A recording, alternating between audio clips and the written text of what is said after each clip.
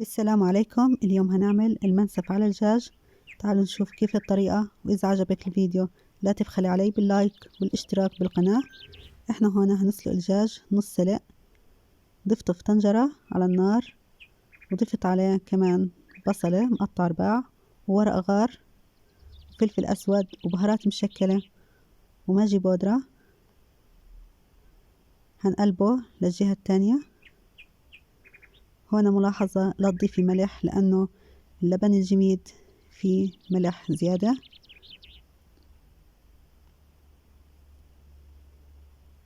هون ضفنا مي مغلية، هنسيبه يغلي غلوتين لمدة 5 دقايق.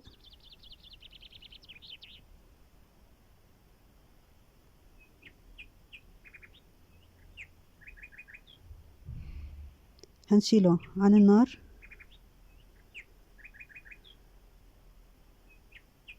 احنا هنا الشوربة بدنا اياها، مش هنكبها. عندي هنا واحدة من الجميد، هون حطيتها بكيس وكسرتها بهذا الشكل، وحطيتها بالخلاط، وضفت عليها مي مغلية، وننقعها لمدة 10 دقايق. هنا هنحضر الرز. ضفت هنا معلقتين كبار من السمن البلدي، وعندي هنا رز مغسول ومنقوع.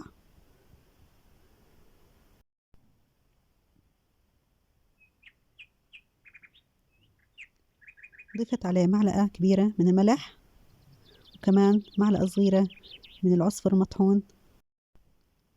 بنحركه كويس، وهنضيف مية مغلية.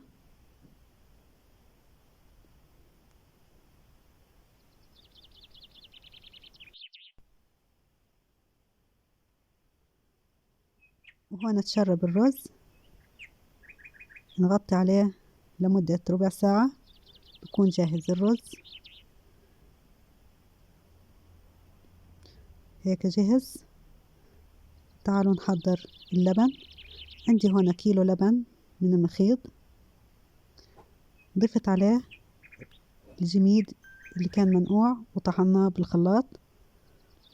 هنا هنحرك، وضفنا هنا شوربة الدجاج. وهنا لازم نحرك باستمرار لحتى ما يفرط معنا اللبن. وهنا ضفت معلقة صغيرة من بهارات المنسف، وكمان معلقة صغيرة من السمن البلدي بيعطيها نكهة روعة. هنا غلي اللبن، وضفنا هون الدجاج، ونخلي الدجاج يكمل سوا في اللبن.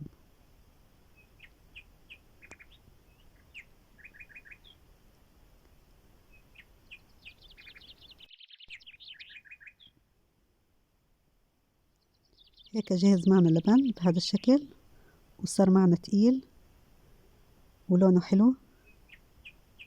هنحضر صحن التقديم. هون حطينا خبز شراك،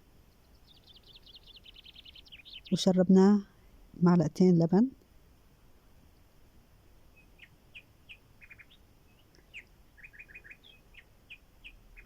هنضيف الرز،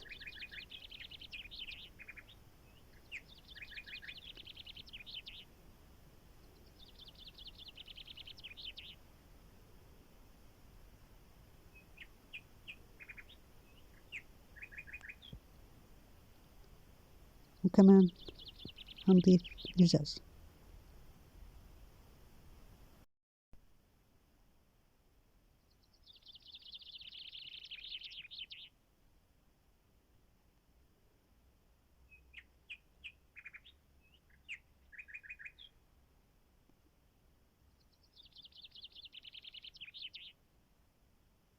نضيف معلقة لبن فوقيه،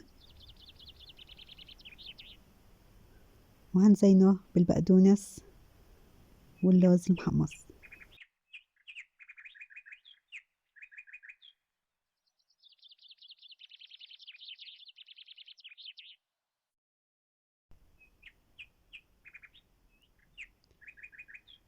وهيك جهز الصحن،